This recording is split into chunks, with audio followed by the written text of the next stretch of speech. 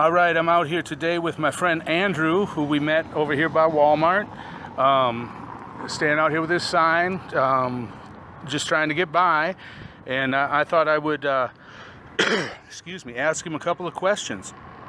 Andrew, if you don't mind telling me where you're from originally. I'm from Las Vegas. You're born and raised here, so you're a novelty. Yes. Because it's like, that's like the conversation starting question I find in Las Vegas is, where are you from originally? Right, so if you don't mind, just tell me a little bit about yourself, maybe how old you are. You're here, original Vegas resident, and how you came to be in this situation, if you feel comfortable sharing it. Of course, yeah. Well, I'm 27 years old. I'm actually pretty young for being homeless, but like I said, I was born and raised here in Las Vegas. I was born and raised on this side of town in the northwest of Las Vegas, and about 2013, I caught these stupid cases. Right, the state tried to pick up cases on me.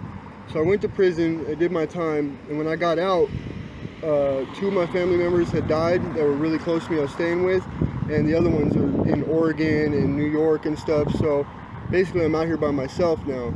So I get out of prison and I have, nothing, and so I meet my girlfriend, and basically we've been homeless since early 2017, early last year, so almost 2 years now.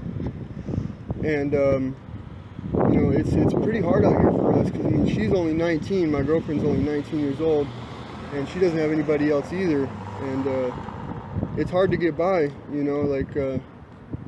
holding a sign it's pretty hard, because of the way people treat us and everything. They see us and they think, we're just out here trying to, hustle everybody, and we're really not, This is how we make a living. And I understand that, because, I try and do a little bit, and I hand out food and stuff, but I'm hesitant to give people on the street money. Of course, yeah. Because of the stigma, and you don't know the purpose of what they're going to put it to. Yeah. So I guess I would ask, for those of us who want to make a difference and help, what would you suggest? Treat us like any other person. Like, the people in there were just being so rude to me for no reason. You're on audio. You have to treat everybody as an equal. You're on audio. Okay, that's fine. Yeah.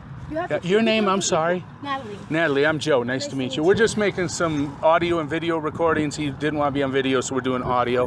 That's the biggest thing I would say, is to treat people One step, equally, one step I would think is more programs to help us. Because on this side of town, there's not one shelter, there's not any programs to help the homeless, and there's so many of us nowadays, in this section of town. There's no programs to help us, Yeah, you bring up a valid point, because I used to work downtown at, I don't want to say the casino, because I'm going to publish this. I don't want to be accused of anything. Yeah. But I used to actually drive down, was it Washington, where the shelter and everything is, because it helps set my mind right going to work. Because you hate to go to work, or you don't want to go to work, but when you drive past some people who have nothing, it resets and recalibrates your focus. So that's one of the big things. And like you said, treat everybody like people. What really inspired me to do this, not to make this about me, but I was going into a Goodwill, because that's the way I roll. And there was a gentleman sitting there reading a book, and he was obviously homeless, and I stopped and chatted with him. And during the course of our conversation, he revealed to me that I was the first person that had actually bothered to speak with him in 3 days. That wasn't a policeman trying to roust him on.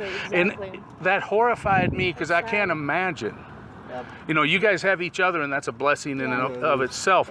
But to be so ignored and so invisible to society, that nobody even bothered to speak with you. Treat us poorly, in there, literally just for being in the bathroom for an extra minute, I just got yelled at by the manager. Yeah, just because we have dirt on our skin and because we have dirty clothes, the way we get treated at any place, if we were to go sit down in front of Walmart, the security would pull up. instantly. He got you know, arrested. and tell us to go. Tell him Yeah, how he got I arrested. got arrested just standing in front of CVS. We weren't panhandling or nothing, just standing there. They called the cops, and I ended up having a warrant for child support. So And I the can't pay my cops told child us support. that since we were homeless and dirty, we were not allowed to stand outside of business. If we would have looked normal and had money and been clean, we could have. Like that's sad, you know? It is. It is. Something like that. Yeah, we've had people yell at us. We've had chains thrown at us. Yeah, We've had. I mean, it's sad. It's crazy. Well, you know, and not to diss on any individual, but there's somebody in my church, because my church tries. I go to Canyon Grace Ridge? Point. Oh, Actually, okay. Grace Point. We're up on Ann and Allen. Oh, okay. yeah. Okay, and they're, you know, in the community for the community. But I've got people that I know from my church who were like, hey man, it's really hot, let's go give out some water today. Yeah. And I'm like, great. And they're like, yeah, because you know it's hot, we can just roll by and just hand it to them, we don't even need to get out of the car. And I thought to myself, now wait a minute, because the material possessions are fine, okay, and money is good, everybody needs them to get by, but I really think to spend a little bit of your time and get out of the car and connect with somebody, look them in the eye, talk with them and hear their story and treat them like a person. Yeah, you is remember paramount. That. You remember that a lot more than, you know, people that just, you know, drive past and don't even say nothing. Yeah. I wave at pretty much everybody when I'm flying my sign, and there's people that just look at me like I'm like In disgust, like Yeah. scum, you know. disgusting. All I'm doing is waving. And by good grace, I've never been homeless, but I have lived on a dude's couch. Right. So I've been a step Yeah. away, you know, Yeah. so that gives me a certain amount of empathy Yeah. that, like we were talking earlier. So And I've had a job, like I worked over there while I was homeless, like, so I tried, you know, like I worked over there, I'm looking for another job, like I actually kept a job for 4 months while I was homeless, you know, so it's not like I'm sitting here just trying to sit in the situation, you know? Yeah. I was Yeah. just trying to get out of it. that makes sense. Well, you know, I was just watching something by Steve Harvey. I love Steve Harvey. So do I, because I think of myself, I'm kind of an R-rated Christian. You know, I come Right. from a little bit of a Yes. checkered That's past, what okay? I was telling my mom But is. he talks about that very openly, and what he shared is from 30 to 33, he was homeless living in his car. Yeah. Yeah. You know, and went on to do the things he's done. So, well, I'm gonna wrap this up because I only got so much memory, and I don't want to take up all day because I know you guys, you know, got your work to do. Yeah. So, but I'm gonna go ahead and stop this, and I want to thank you guys so much for taking